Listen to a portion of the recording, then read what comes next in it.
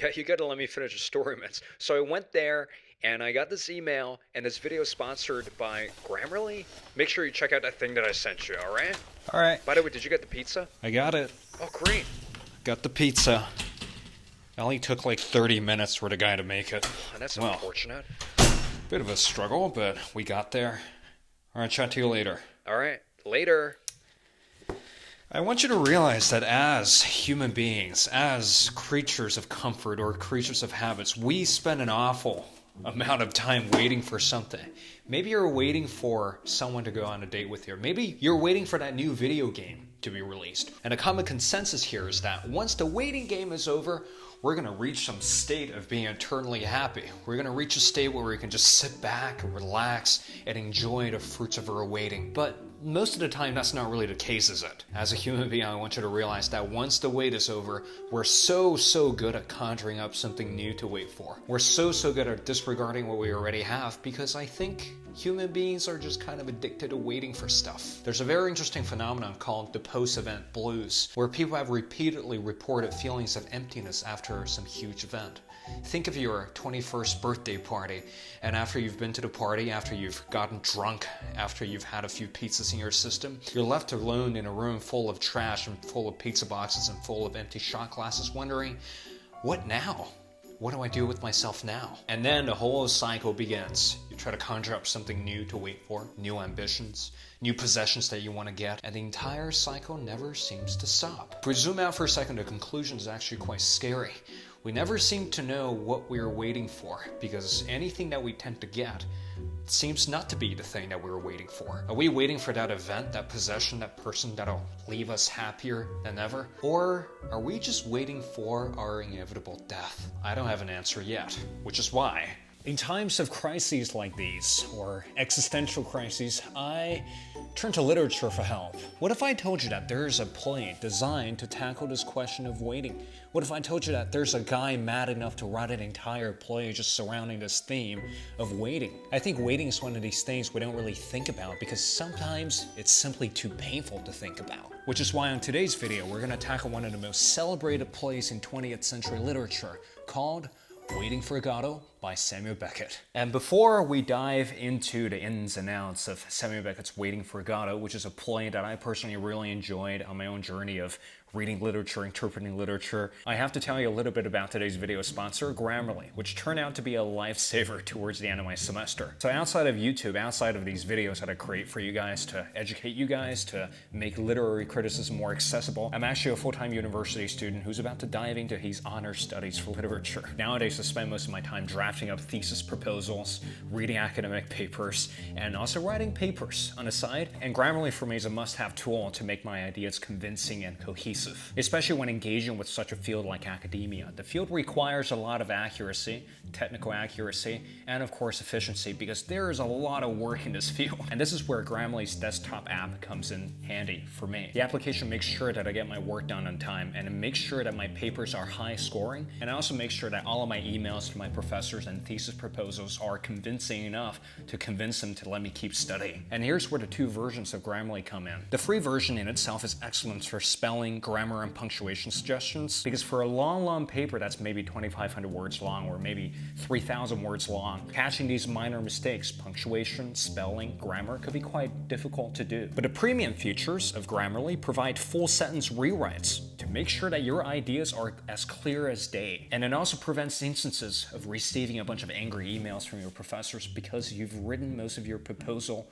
in passive voice. This lifesaver app Grammarly, it is super easy to install into your computer, and with the new semester coming up, Grammarly will serve as your best companion throughout your studies, and the best time to get it is now. So work smarter, not harder with Grammarly, and you can click the link in the description down below to sign up for a free account. And as a lucky viewer of my channel, they're offering you guys a 20% off on your premium memberships. Thank you, Grammarly, for sponsoring today's video, and let us get to this play, For Godot. So before we address your existential crises, before we address this phenomenon of waiting, we have to do a brief summary of the play. The entire play can be summarized in a single sentence. Vladimir and Estragon sat under a tree, waiting for Godot while engaging in meaningless squabbles. And spoiler alert, Godot never showed up. And if you've seen any of the productions of Waiting for Godot, the set itself is actually as minimal as the plot itself. And because the author, the Irish writer, Samuel Beckett, was quite a control freak, he actually banned any creative variations of the original play, so what you're getting from the written play itself is what you're gonna get on the stage. And the dialogue in the play sometimes resembles something that you might overhear on a train. Who believes him? Everybody. It's the only version they know. People are bloody ignorant apes. Pah! Charming spot. Inspiring prospects. Let's go. We can't. Why not? We're waiting for Godot. So it was no surprise that when the play was first staged in 1955 to an English audience, many people left the theater confused. They were left scratching their heads wondering, what the hell did I just see? But to give in to that urge or to succumb to the confusion isn't exactly what we're trying to do here. Literary criticism demands you to weave through the confusion. Weave through the things that you don't understand in favor of getting something useful out of the play, which is exactly what we're gonna do now. So the main question perhaps that we have to address here is the question of what was Beckett trying to do with this very strange play? Why did Beckett place so much emphasis on the act of waiting? Because the entire play is technically just a magnified look at the phenomena of waiting for something, which never showed up. A lot of critics like to jump to conclusions, and a lot of critics succumb to the first reading of framing Godot as God, which at first might sound pretty intuitive, after all. In his absence throughout the play, his omnipotence gives a sense of direction and purpose in the lives of Vladimir and Estragon. But after digging through some preliminary readings on Beckett, it actually wasn't the case. In a letter to an American publisher, Beckett wrote that had he meant Godot to be God, he would have said God and not Godot. So it seems to be the case that the character that wasn't even present in the play was a character that refuses to be pinned down to one interpretation. We can't just give Godot an identity. We can't just say, oh, Godot's this or Godot's that. Doing so would be betraying the very central point of Samuel Beckett's art. Anytime when we're trying to pin down Beckett's work, anytime when we try to come up with an objective interpretation of this piece of work, we're already at the tail end of a wild goose chase. Because the work of Beckett fundamentally is trying to probe into the irrational, of the things that don't really make sense, of the actions and habits that we engage in, of these questions that we never bothered to explore in the first place, because at first they seem very much self-evident. We're waiting for something to arrive so that we could be happy, whilst not realizing how irrational that entire process is, or how irrational being a human being really is. So Beckett's Godot, in this case, both the character and the play, defies a clear interpretation, and his identity is in a constant state of suspense. He's always in a state of coming, but never arriving.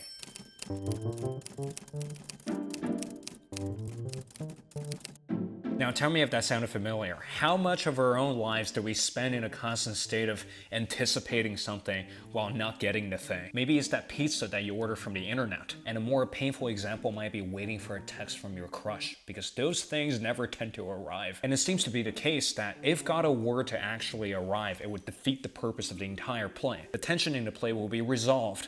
There's nothing more to wait for. There's no more driving force of a narrative. If you've ended up receiving your pizza or that video game or that text from your crush, the game is over. There's no more tension. There's no more waiting. Everything collapses into a ground state from which you have to conjure up something new to wait for. And after drawing a line between Godot and our own lives, now we might have to talk about the thing that no one wants to talk about, which is this idea of why are we constantly waiting for stuff? Why aren't we satisfied with what we have? Why are we constantly deferring our pleasure? And to answer that, we have to rewind the clock to the very start of Samuel Beckett's career. In 1931, Dolphin Press published Samuel Beckett's study of Proust's masterful novel À la recherche du temps perdu, where Beckett explored the idea of habit. In that little book, Samuel Beckett wrote that when habits function as they should, the world appears to us as a coherent thing. Through that line of logic, it seems to be the case that human beings rely on habits to make sense of their lives. We need a sense of pattern, and you could be the most chaotic person in the world, yet there's still some basic structure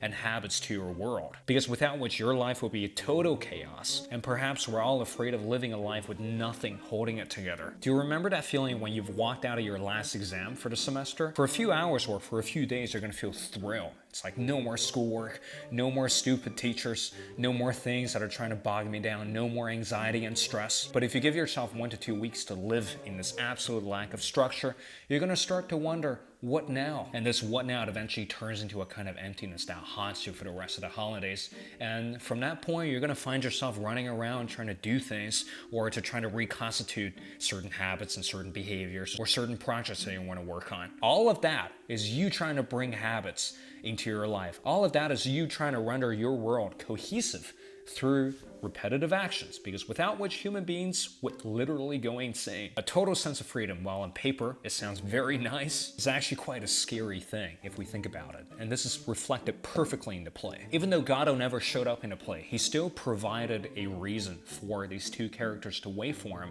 and that reason prompted many of the interesting discussions between these two characters. And in a very interesting scene when one of the characters, Estragon, accidentally fell asleep, Vladimir really went into a tailspin of insanity, to the point where he had to wake him up because he couldn't stand to be alone. He couldn't stand the absolute structurelessness of the stage or of his world. The two characters, through engaging in dialogue, relied on one another to perpetuate their movements in the play, to keep the play going. Just like how in our own lives, we rely on events to keep us going. We see comfort in events, people, and possessions to keep us going, to keep us moving. And in a case where someone pulls the carpet out from below our feet, if someone cancels a date, if the pizza never ended up arriving, we're kind of left with the absurdity of waiting for the thing in the first place. Why did you spend so much mental energy anticipating the thing? All of these insane questions start to bubble up in your head, and you're left with the phenomenon of looking at the absurd in the face, which is a condition that is naturally distressing and painful. It is worth noting that the word absurd, defined by the granddaddy of existentialism, Soren Kierkegaard, came from the mathematical term surd, which is something that cannot be fitted into a pattern. And this makes total sense. If something happens in our lives that doesn't fit into the pattern of our narrative, we tend to get mad at it. This is why we get so angry at people who accidentally scratch their cars, or we get so angry at the cashier for getting our orders wrong, or we get so mad at these little things, not because they're objectively bad, but just because they don't fit into our pattern that we've set out. And if you read this play, Waiting for Godot, carefully, you would realize that there's a lot of repetition going on in the play. And maybe, just maybe, we're all kind of waiting for Godot. We're all trying to desperately find repetition in our lives, or to find habits in our lives to keep ourselves away from looking at the absolute absurdity of everything. And when that entire desperate attempt of creating habit comes to an end at the very end of the play, well, shall we go? Yes, let's go. They do not move. The metaphysician and phenomenologist Heidegger wrote, "In dread we're in suspense. Dread strikes us dumb." The two characters found themselves suspended in dread to the point where they can't even move anymore.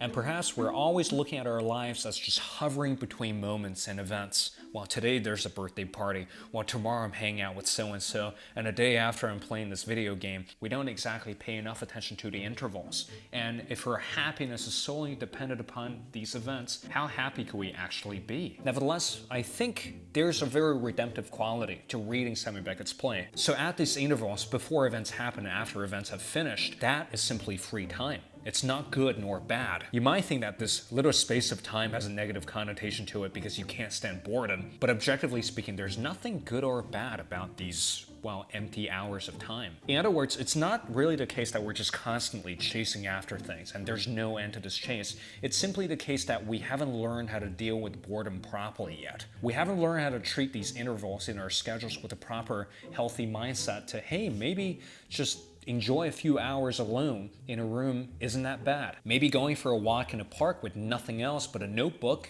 isn't that painful. And to freak out in the face of these hours of boredom, or to try to find ways to fill this free time up, is in a sense giving something that is neutral a bad name. Hence, in summary, Beckett's play Waiting for Godot might have exposed a thing that we didn't want to look at. This phenomenon of waiting, this unceasing trend of pursuits, or unceasing trend towards something that might make us happier in the future. But also through a close reading and careful analyses, it opens up the possibility for us to treat these periods of waiting with a healthier mindset. And that is what I think the power of literature is. It gives us the power to choose, so we're not simply succumbing to instinctive or automatic patterns of thinking. And that includes today's exploration of Samuel Beckett's Waiting for Godot. Thank you guys for watching. Leave me your thoughts down below, and I'll see you in the next episode.